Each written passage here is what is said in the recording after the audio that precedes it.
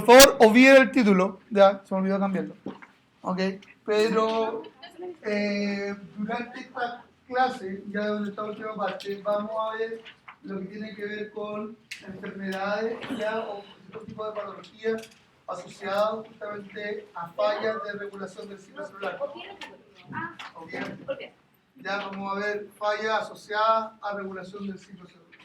Entonces, como habíamos dicho y hecho hincapié justamente durante la fase de la gametogénesis, el ciclo celular es un proceso que es finamente regulado. Ya va a depender de factores tanto internos, ya en el sentido de cruce de información química, también como factores que ustedes vieron en el artículo que hoy día se leyeron, van a ver, por ejemplo, que de distintas fases de diferenciación, como la fase G0 va a depender del nicho, es decir, donde se encuentre la célula.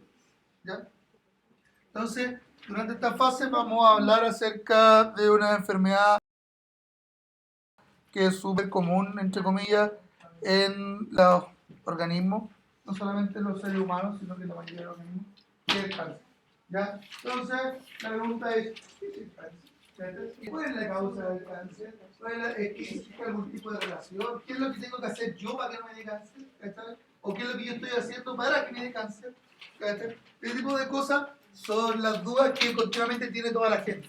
¿Ya? Y de hecho, la mayoría de las preguntas científicas van orientadas justamente a eso. Gran parte del artículo también está centrado en esas características.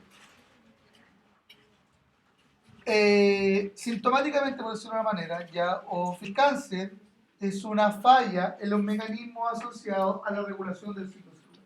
¿Ya? Lo que produce que las células, entre comillas, cancerígenas, se reproduzcan sin ningún tipo de control, ¿ya? Llevando a cabo una proliferación del ciclo o que determinados tipos de mutaciones se manifiesten mucho más que otros.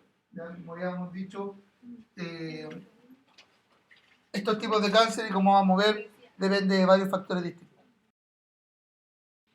¿Ya?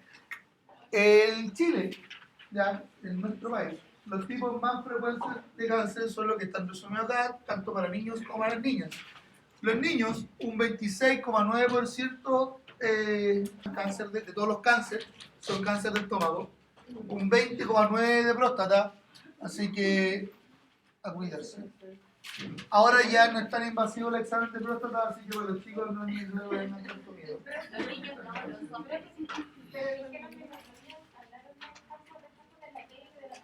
¿Ya?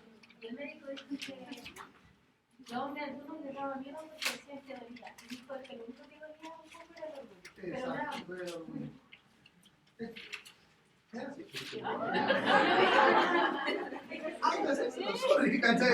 Es terrible, es invasivo. Pero igual nosotros, la mía va al ginecólogo y es súper invasivo. Entonces, un poco no. Por el antígeno prostático. Pero el antígeno prostático, porfa, el antígeno prostático, si bien es una manera también de detectar el cáncer de próstata, fue uno de los problemas asociados que no detecta el cáncer de próstata per se. ¿Por qué? Porque muchos de las células cancerígenas no generan respuestas inmunes. Entonces, no generan respuestas inmunes. Entonces, tú no vas a ver un cáncer en el tallo temporal del antígeno prostático. Lo vas a ver cuando está un poquito más avanzado. Entonces, todavía la semiología, ¿cachai? Y el índice de las regiones todavía más preciso. ¿Cómo es? ¿Ah? ¿Comer y tocar? Te reír nada, después te toca. El pulmón es 19,1% ya de los tipos. Colorectal 6,7%, hígado 6,2%, la vesícula biliar 6,2%. En el caso de las niñas, el cáncer de mama es uno de los cánceres más frecuentes, ¿ya? De hecho, hay una serie de campañas que se han hecho durante, bueno, siempre hacen campañas para prevenir el cáncer de mama, para promover el autoexamen. De hecho, en el caso de los hombres también, el examen de testículo, el cáncer de testículo también, si bien no es tan frecuente, también es entre comillas, fácil de detección. La vesícula biliar, un 15,3%, estómago nuevamente, no se cuenta el cáncer de estómago, es uno de los cánceres más frecuentes, tanto para niños como para niñas. ¿Ya? Cáncer de pulmón, 1,2%, colorectal y del cuello uterino. ¿Okay? Pero fíjense una cosa, independiente del tipo de cáncer que sea, la mayoría de los cánceres están regiones que están continuamente en división. Para que haya un tipo de cáncer necesitamos que nuestras células se estén dividiendo, ¿ya? De tal manera que existe un aumento de la proliferación. En el caso, no sé, pues del pulmón, las células pulmonares se están renovando de vez en cuando. En el caso del cáncer de cuello uterino también, en la mama son glándulas, cuando están produciendo, expresando su material genético continuamente. Chicos, celulares, por favor, eviten chatear. Gracias, amiga. Pero,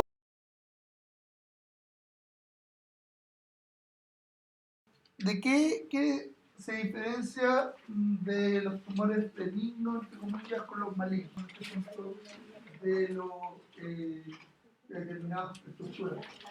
Bueno, las células benignas no cancerosas por lo general crecen local. Ya vamos a tener un aumento de la proliferación de determinados tipos celulares en regiones acotadas del cuerpo. Por ejemplo, sí, es que lo que pasa es que la clase que está, ustedes tienen impresión la misma que está acá. Ya, por eso les decía que vamos a tener que hacer algunas correcciones. Pero no se preocupen, no entren en pánico. Esto es más o menos lo mismo. Ya, yo les voy a contar cosas distintas. ¿Ya? De tal manera para contar con el video. ¿Ya? Y voy a subir un video con la otra clase completa por si también lo quieren ver. ¿Ya? Pero no entren, no sé. Los tumores malignos comparados con el virus. Entonces, las células de tumores malignos por general crecen de lugares muy acotados, ¿ya? Y se deben, por ejemplo, una lesión pequeña puede producir determinados tipos celulares o una determinada región. Por ejemplo, el hígado. Ustedes van a ver que el hígado tiende a dañarse, por lo general, bastante después de forzarlo mucho, como al 18 años más. El hígado, si bien es capaz de repararse, es lo evidente, la tasa de reparación del hígado es muy lenta. Casi un año en poder dividirse una sola célula. ¿No? Por lo tanto, el hígado se repara muy poco. ¿Ya? Puede producir, por ejemplo, la misma herida, los puntos de la pata, los queloides, que son proliferaciones de las células de la dermis, un poquito más allá, pero no forman, por lo general, cáncer. Mientras tanto, que las células malignas o cancerígenas, ellas no solamente son capaces de dividirse con mucha mayor frecuencia, sino que son capaces de inducir a las vecinas a que también se dividan. No solamente son malas ellas, sino que también son malas personas, son malas influencias. No, son malas influencias. Y aparte, otra cosa que es súper característica de los tejidos y de los factores que liberan, no solamente van a inducir la proliferación de las células vecinas, ya, entre comillas, que se enfermen las células normales, sino que van a empezar a atraer tejido vascular. Ya van a empezar a atraer tejido vascular y van a empezar a formar, a irrigarse. ¿Ya? Los cánceres o tumores, tumores sólidos en este caso, siempre hacen analogía a los tumores sólidos, pero hay tumores que no son sólidos, por ejemplo, no van a ver un tumor en la sangre. ¿Ya?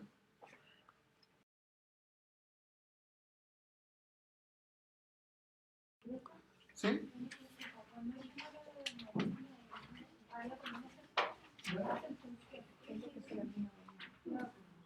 Depende del tipo de tumor que es.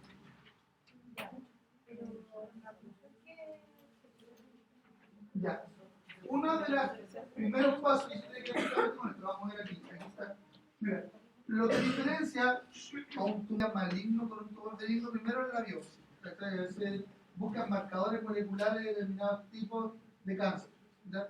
Si bien el síntoma, entre comillas, es un aumento de la proliferación celular, como nosotros vimos cuando vimos la regulación del ciclo celular, el ciclo celular está regulado por varias proteínas, ¿cierto? Por varias proteínas distintas. Entonces puede ser la falla en una proteína, en dos proteínas o en combinaciones distintas que pueden producir aumento del ciclo celular, regulación del ciclo celular. Es por eso que todos los cánceres son distintos, todos los tipos de tumores son distintos. Es por eso que hay algunos tipos de tumores que sí tienen vacuna y otros tipos de tumores que no tienen vacuna. En el cáncer del cuello uterino actualmente hay una comillas vacuna para poder prevenir el cáncer del cuello uterino, ¿ya? Mientras tanto que para algunos tipos de tumores más avanzados, como el mismo tumor de estómago o el pulmón, ya no hay directo. ¿Ya? Entonces, técnicamente, como ya hemos dicho, tenemos una célula primaria, tumoral, que aquí está representado como azul, que promueve la división de ella misma y de otras células vecinas, llama al tejido vascular a través del mensajero angiogénico, ¿ya? Luego esta célula pasa por un periodo de desapego, ya se suelta de este tumor y entra al sistema circulatorio. ¿Ya? Cuando entra al sistema circulatorio, ella aquí, la primera barrera de defensa. Y la primera barrera de defensa es el sistema inmune. ¿Ya? Si es detectada por el sistema inmune, puede ser neutralizada. Si no es detectada por el sistema inmune, que en la mayoría de los casos no es neutralizada y continúa. Si esta célula es bombeada, principalmente a través de distintos tipos de fluidos, ya sea tejido sanguíneo o la linfa, puede ser traspasada a otro tipo de tejidos, como por ejemplo el pulmón. El pulmón, cuando llega a las vesículas del pulmón, ella es capaz de penetrar la arteria, salir de la arteria a través de un proceso que se llama extravasación, ¿ya? Y proliferar el distinto, ya hacer metástasis. Entonces, como la Camila preguntó en los primeros casos, para detectarse un tumor benigno o maligno, es hacer una biopsia, buscar determinados tipos de marcadores moleculares. ¿Ya? El segundo es ver si el tumor es maligno. ¿Cómo voy a ver si el tumor es maligno? Hacer una fusión en los nódulos linfáticos. Los nódulos linfáticos son, entre comillas, como las universidades del sistema inmune, donde los glóbulos blancos están recibiendo los glóbulos blancos, ya están madurando. Entonces, una vez que una célula tumoral logró un nódulo linfático, la probabilidad de que entre en metástasis es muy alta, porque dice que está paseando por todos lados y el sistema inmune le importa un carajo. Una de las primeras metodologías que se utilizó para tratar el cáncer, de hecho existían vacunas contra el cáncer desde ya muy antiguo, por ejemplo el cáncer de vejiga que lo dieran, era inyectar directamente en la región cercana bacterias. Entonces inyecto bacterias y aumento la respuesta inmune en esa región. Entonces si quiero una respuesta inmune masiva en esa región. La inmune no solamente va a atacar las bacterias, sino que va a atacar también las células cancerígenas. Eso es para algunas, pero no para todas. Pero el sistema inmune no lo reconoce porque es del mismo cuerpo. Es del mismo cuerpo. No lo reconoce. De hecho, las estrategias nuevas para diseño de vacunas que están funcionando a un tipo de cáncer que aparece en los chicos, el osteoblastoma, por ejemplo, que aparece en los chicos durante la adolescencia. Las personas durante la adolescencia, cuando empiezan a crecer, aparece el osteoblastoma. Es súper agresivo y se están diseñando vacunas, ¿ya?, contra ese tipo de cáncer con relativo éxito. Lo que se hace es sacar una célula cancerígena, se sacan células linfáticas y se les enseña en una placa de Petri a reconocer las células tumorales. ¿Ya? Luego yo hago proliferar las células del glóbulo blanco que son capaces de identificarlas y te las estoy inyectando cada cierto tiempo. Y eso se ha visto que muchos de los tumores entran en remisión cuando dejan de crecer, o incluso algunos pueden llegar a desaparecer. ¿Ya? Tú tienes esas dos estrategias: evitar que se divida, es decir, hacerlo, acotarlo, o sencillamente matarlo. Entonces, básicamente es la metástasis, que es cuando empieza ya a proliferar en los tejidos. Un ejemplo, si supongamos cualquiera de ustedes tiene un cáncer de mama y le detectan una masa en el pulmón. Esa masa en el pulmón, ¿qué es? ¿Un cáncer de pulmón o un cáncer de mama? Es un cáncer de mama que está haciendo metástasis en el pulmón, no es que tengan adicionalmente un cáncer de pulmón. ¿Por qué es importante eso? Porque el cáncer, como les decía, una célula de mama, ¿ya? Vamos a dejarle, va a generar, expresar determinadas moléculas, ¿ya?, que van a ser características de un cáncer de mama, ¿ya?, que van a producir su determinado perfil, que va a expresar determinadas proteínas que son características del cáncer de mama. Entonces, cuando ustedes van y forman una masa y se produce todo eso hasta llegar al pulmón, van a tener células que van a estar expresando las características del cáncer de mama en el pulmón. El cáncer de pulmón va a expresar sus propias características, entonces sus propios perfiles, ¿no? Por eso no son iguales. Por eso es súper importante, si tú tienes un cáncer y estás haciendo metástasis, si eres todo muy tarde, averiguar de cuál es el órgano corriente. Y tienen como un ciclo, el cáncer de mama, después hace una metástasis ósea. Claro. Primero es una, después la otra y después metástasis ósea. Si usted lo van a ver en la mandíbula, por lo general empiezan a aparecer protuberancias o en los huesos del crecimiento, etc. Cualquier parte donde hay una lesión o un aumento del crecimiento puede producir también aumento del cáncer. ¿Ya? Pero, ¿de dónde viene todo este asunto? Como habíamos dicho,